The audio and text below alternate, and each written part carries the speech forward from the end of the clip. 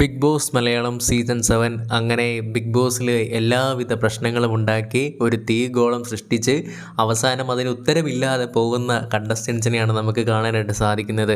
ആദില, നൂറ, സരിത എന്തൊക്കെയായിരുന്നു, എന്താണ് നിങ്ങളവിടെ കാണിച്ചു വെച്ചിട്ട് പോയിട്ടുണ്ടായിരുന്നത്? ഇപ്പോഴും അതിന് ഉത്തരം കിട്ടാതെ ഉള്ളൊരു മടക്കമായി പോയി. എന്തായാലും കുറച്ചധികം കാര്യങ്ങൾ ഇവിടെ പറയുന്നുണ്ട്. നൂറ പറയുന്നുണ്ട്, ആദില പറഞ്ഞത് ചിലപ്പോൾ മിസ്റ്റേക്കായി പോയതായിരിക്കും. അതായത് അനുമോള് പറഞ്ഞത് ശരിയൊക്കെ തന്നെയാണ്. അനുമോളുടെ ചേച്ചിയുടെ നമ്പറാണത്.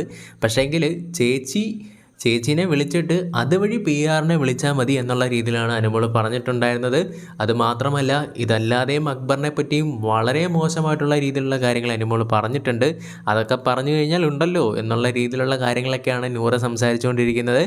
അതേപോലെ തന്നെ നോക്കുകയാണെങ്കിൽ പെട്ടുപോയല്ലോ നാഥ എന്നുള്ള രീതിയിൽ നിൽക്കുന്ന നമ്മുടെ ശൈത്യേനെയും സരികേനെയൊക്കെ നമുക്ക് കാണാനായിട്ട് സാധിക്കുന്നുണ്ട്. കാരണം ഇവർക്ക് തന്നെ മനസ്സിലായി നമ്മുടെ കയ്യിൽ നിന്ന് പോയി കേട്ടോ, അനുമോൾക്ക് ഫുള്ള് സപ്പോർട്ട് കയറും, അതിൽ ഫുള്ള് നെഗറ്റീവാകാൻ പോവുകയാണ് എന്നുള്ള കാര്യങ്ങൾ മനസ്സിലായി. ബിഗ് ബോസ് ഇത് വാതിലൊന്ന് തുറന്ന് വിടുവോ, എന്നെ ഒന്ന് എനിക്കൊന്ന് ഓടിപ്പോകണം എന്നുള്ള രീതിയിൽ എന്തായാലും ശൈത്യ പറഞ്ഞിട്ടുണ്ടായിരുന്നു. ശൈത്യയുടെ ആഗ്രഹം പോലെ എല്ലാം അങ്ങനെ അവസാനിച്ച് അവർ പോയിട്ടുണ്ടായിരുന്നു. എന്തായാലും ഈ ഒരു സീസൺ പുറത്തിറങ്ങിയാലും വൻ ഹിറ്റോട് ഓടാനുള്ള സാധ്യതയാണ് കാണുന്നത്. നമുക്ക് നോക്കാം ഇനി ഇത് നാളെയും കാണുമോ എന്നുള്ളത്. കാരണം നാളെ കാണാനുള്ള ചാൻസ് ഉണ്ട് ലൈവ്. കാരണം ബാക്കിയുള്ള 4 കണ്ടസ്റ്റൻസിൻ്റെ ആ ഒരു പ്രതിബിംബ ടാസ്ക് ഒന്നും കഴിഞ്ഞിട്ടില്ലല്ലോ. അതുകൊണ്ട് തന്നെ നാളെയും ലൈവ് ഉണ്ടാകാനുള്ള സാധ്യതയാണുള്ളത്. നമുക്ക് നോക്കാം. കൂടുതൽ അപ്ഡേറ്റുമായി ഉടൻ തന്നെ നമ്മൾ ഈ ഒരു ചാനലിലൂടെ വരുന്നതായിരിക്കും.